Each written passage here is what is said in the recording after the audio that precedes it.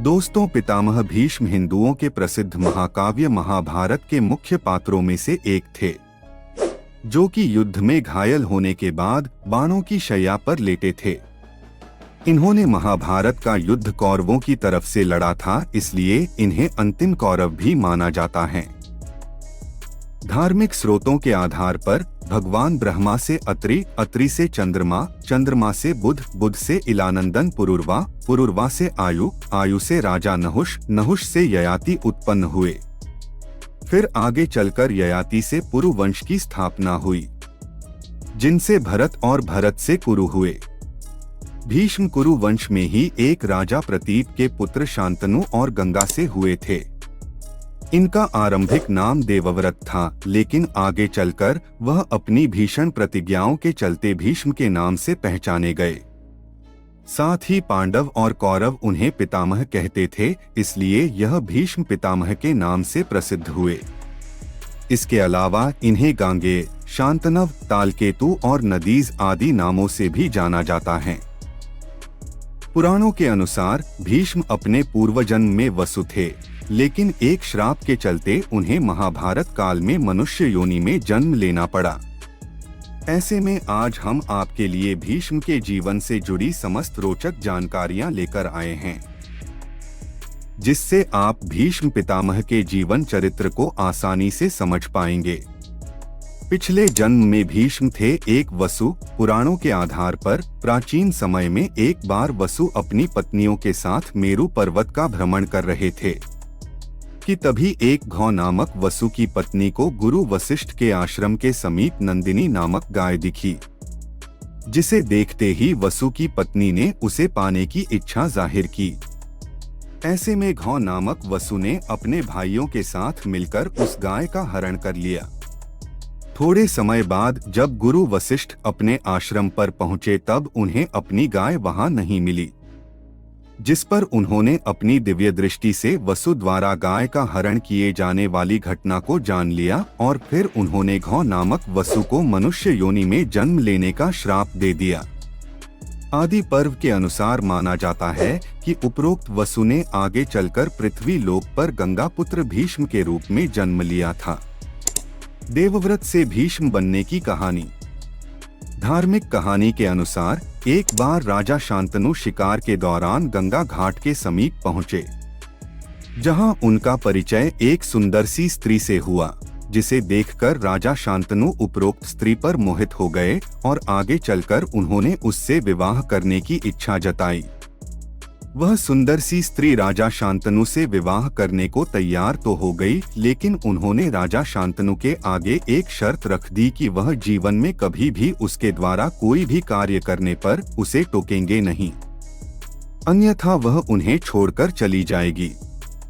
राजा शांतनु ने उस स्त्री की बात मान ली और उससे विवाह कर लिया, जिसके बाद राजा शांतनु और उपरोक्त स्त्री के मिलन से 7 बालकों का जन्म हुआ। जन्म के तुरंत बाद ही उपरोक्त स्त्री ने एक एक करके अपने 7 पुत्रों को गंगा में बहा दिया, लेकिन राजा शांतनु शर्त के मुताबिक उससे कुछ भी कह पाने में असमर्थ थे। फिर जब राजा शांतनु के 8वीं संतान हुई, तब उन्होंने हिम्मत करके उसे गंगा में प्रवाहित करने पर अपनी पत्नी को टोक दिया। तब उस स्त्री ने बताया कि वह देवनदी गंगा हैं और राजा शांतनु के सभी पुत्रों को पूर्व जन्म में गुरु वशिष्ठ का अभिशाप मिला हुआ था, इसलिए वह उन्हें गंगा में बहा रही थी। लेकिन राजा शांतनु ने अपने दिए हुए वचन को जैसे ही तोड़ा, तो देवनदी गंगा उनके 8वें पुत्र को लेकर चली गई, जिसके बाद राजा शांतनु काफी उदासी भरा जीवन व्यतीत करने लगे। वह तब से हर रोज गंगा नदी के तट पर आकर अपनी गलती के लिए देवनदी गंगा से क्षमा मांगते थे। एक दिन उन्हें गंगा तट के पास एक बालक दिखाई पड़ा। राजा शांतनु जैसे ही उस बालक को देखकर आगे बढ़े, तभी देवनदी गंगा वहां प्रकट हो गई और उन्होंने राजा शांतनु से कहा कि यह आपकी 8वीं संतान है, जिसका नाम देवव्रत है और स्वयं भगवान परशुराम इसके गुरु हैं। साथ ही उन्होंने राजा शांतनु को बताया कि यह बालक कोई साधारण बालक नहीं है, बल्कि यह समस्त वेदों, पुराणों और शस्त्र अस्त्र का ज्ञाता है।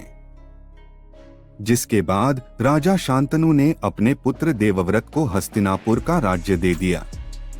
लेकिन शायद नेति को कुछ और मंजूर था, क्योंकि देवव्रत ने अपनी सौतेली माता सत्यवती को यह वचन दिया था कि वह आजीवन अविवाहित रहेंगे और कभी भी हस्तिनापुर के सिंहासन पर नहीं बैठेंगे। देवव्रत ने अपने पिता राजा शांतनु को भी यह वचन दिया था कि वह सदैव हस्तिनापुर की रक्षा करेंगे और तब तक प्राण नहीं त्यागेंगे जब तक हस्तिनापुर को सुरक्षित हाथों में नहीं सौंप देंगे। अपनी इसी प्रतिज्ञा के चलते आगे चलकर यह देवव्रत भीष्म के नाम से जाने गए। भीष्म ने महाभारत युद्ध में दिया अपने पराक्रम का परिचय।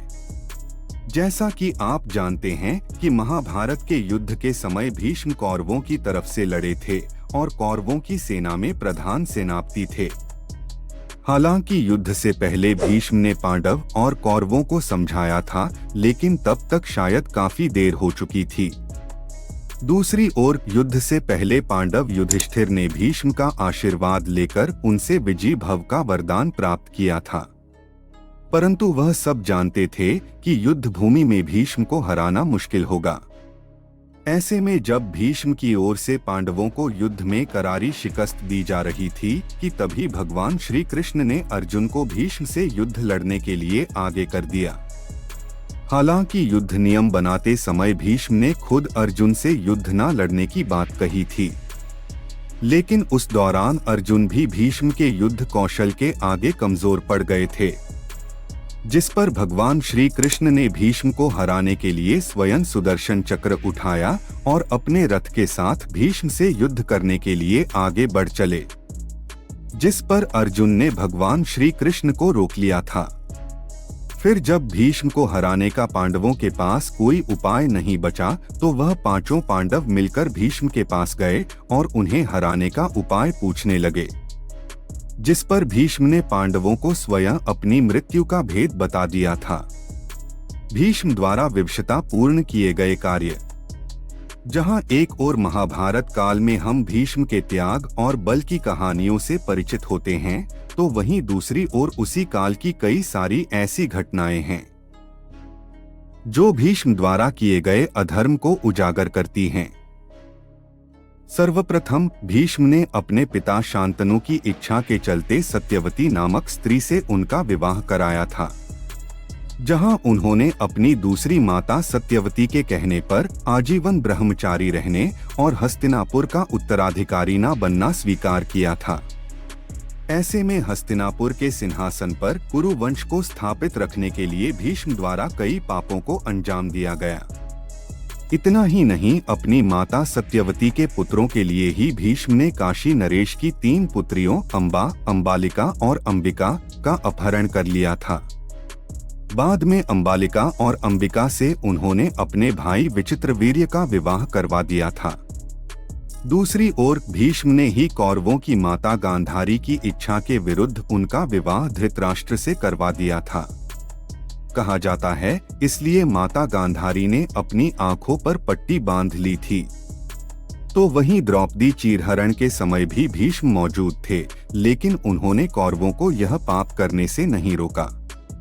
साथ ही कहा जाता है कि भीष्म अपने जीवन के अंतिम समय में इसलिए बाणों की शैया पर लेटे थे क्योंकि उन्होंने अपने 101वें जन्म के समय एक करकैंटा नामक पक्षी का शिकार किया था, जो कि घायल होकर बेरिया के पेड़ पर जाकर गिरा था, जिससे बेरिया के कांटे उसकी पीठ में चुभ गए थे और करीब 18 दिनों तक वह तड़पता रहा। कहते हैं उसी ने भीष्म को यह श्राप दिया था कि वह मृत्यु के समय इसी प्रकार से दर्द में तड़पेंगे। इस प्रकार हम कह सकते हैं कि भीष्म पितामह ने जन्म जन्मांतर अपने अच्छे और बुरे दोनों ही कर्मों का फल प्राप्त किया। भीष्म ने अपने गुरु भगवान परशुराम से किया था युद्ध। धार्मिक कहानी के आधार पर भीष्म अपने भाइयों के लिए जब काशी नरेश की पुत्री अंबा का हरण करके लाए थे, तब अंबा ने भीष्म को बताया था कि वह मन ही मन किसी और को अपना पति मान चुकी हैं। जिसके बाद भीष्म ने अम्बा को सम्मानजनक वापस पहुंचा दिया था। लेकिन अम्बा को उसके प्रेम ने हरण की बात सुनकर ठुकरा दिया, जिस पर वह भगवान परशुराम के पास मदद मांगने गई। तब भगवान परशुराम ने भीष्म से अम्बा का हाथ थामने को कहा, लेकिन ब्रह्मचर्य का पालन करने की वजह से भीष्म पितामह ने अम्बा से विवाह करने के लिए इनकार कर दिया, जिस पर भगवान परशुराम और भीष्म के मध्य भीषण युद्ध हुआ। हालांकि युद्ध की गंभीरता को देखते हुए भगवान शिव ने स्वयं इस युद्ध को रोक दिया था, लेकिन आगे चलकर अम्बा ने शिखंडी का रूप धारण कर भीष्म पितामह से बदला लिया था।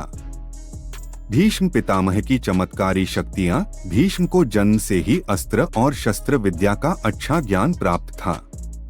उन्होंने अपने जीवन काल में कई सारे युद्धों में विजय हासिल की थी, फिर चाहे वह हस्तिनापुर की रक्षा का विषय हो या महाभारत का युद्ध। भीष्म ने ही कौरवों और पांडवों को शिक्षा दी थी। साथ ही अपने कर्तव्य का पालन करते हुए भीष्म ने अपनी माता सत्यवती के बेटों की मृत्यु के बाद उनकी विधवाओं की दुष्टों से रक्षा की थी।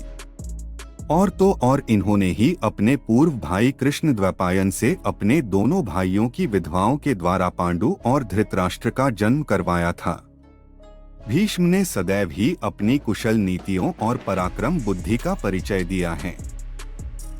इसके अलावा भीष्म के पास 5 चमत्कारी तीर थे, जिससे उन्होंने 5 पांडवों के सिर काटने का वचन दुर्योधन को दिया था।